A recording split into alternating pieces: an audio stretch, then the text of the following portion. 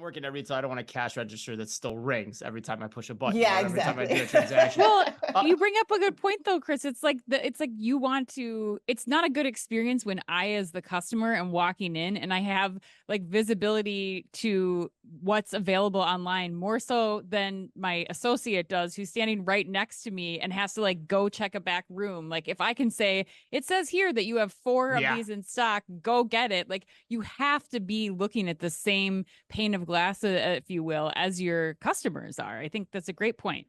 Yeah. And I would even take it further and say, you as a company, you actually do know more even than what's on the website, and your store associate should know that too. Yeah. I mean, they should be more advantaged than the customer coming in. I mean, I know, like, as a customer, I've asked a question and I've seen a store associate pull out their own phone and call up the website. And I try not to roll my eyes because I'm very sympathetic to their plight. Right? Like, but when that happens, as soon as that happens, it's like, oh God, this isn't going to be good. Like I can do that. So I appreciate you making the effort, but you know, we're on a level playing field and you can go back to stocking the shelf. It's okay. Right. Yeah. Well, and if you don't have your T-log synced, quite honestly, no one knows who's right. You know, I mean, that's the real, you know, crux of what we're talking about here. No one knows who's right. You know, the customer might think they are, but they might not be actually too. And the sales associate could be the same way. All right. So let's get to brass tacks.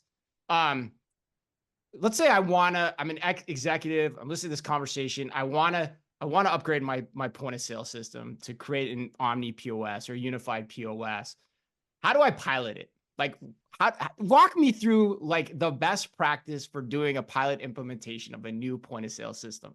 Yeah, I love that question. I feel like if I was going to go back to school and get a doctoral, my dissertation would be on that question. It's a great question. Yeah. Because there's so many factors to consider. So for sure, you should pilot. So you put things into your lab store and you bring in users and let them pound away at it. And then you put it in your first store.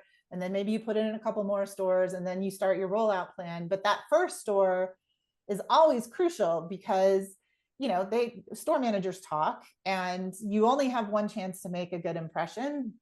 So the picking that right store is definitely important. Like I see retailers who say, well, I want to put it in my flagship store. And you're like, it's a lot. That's high risk. Like not that I'm expecting this to fail, but you know, it's such a high volume environment and you have customers who come in with such high expectations. Like maybe you should pick a lower key store to start with from that perspective. And then you have some who say, well, I want it in my worst store because I want to know what improvements I can get out of it. It's like, well, but do you have a store manager who's tech savvy? Do you have somebody who can lead people through what's going to be disruptive change?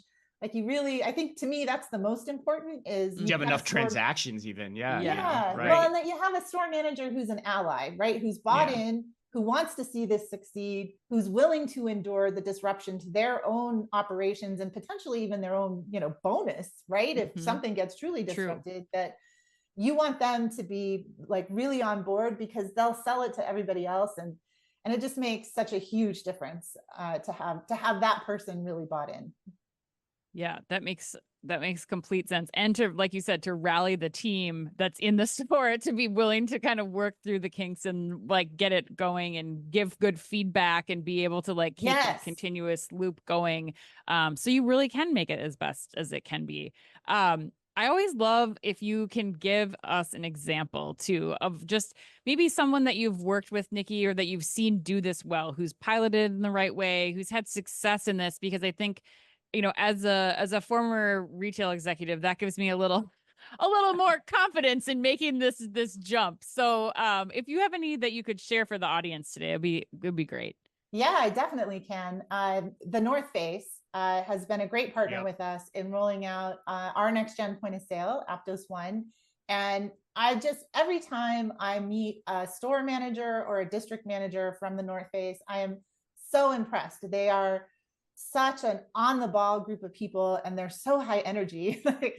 You get tired interacting with them, but you need that, right? That's such a valuable aspect of store management, of store teams. So Yeah, one of the things that they did that I thought was great. So before, what they were replacing, it had a 100-page user manual for store associates that was Step in, one, like that's not happening. a 3-inch binder that was sitting on every store manager's shelf in the back office.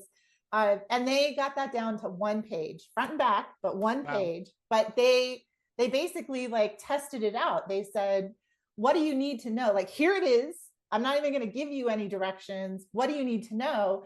And they were like, take that manual and stuff it. We don't need to know any of that. Just tell me, like, if I get hung up in a place, what I need to do, and what's my username and login, and let's go. Yeah. So yeah, that collaboration of, well, I know our learning management team says that we need to have all of this stuff. And it's like, no, let's get real. Let's talk about what we really need to have in order to get going, and having the store associates themselves basically write their user manual, and they got it down to 1 page. I thought that was a great experience.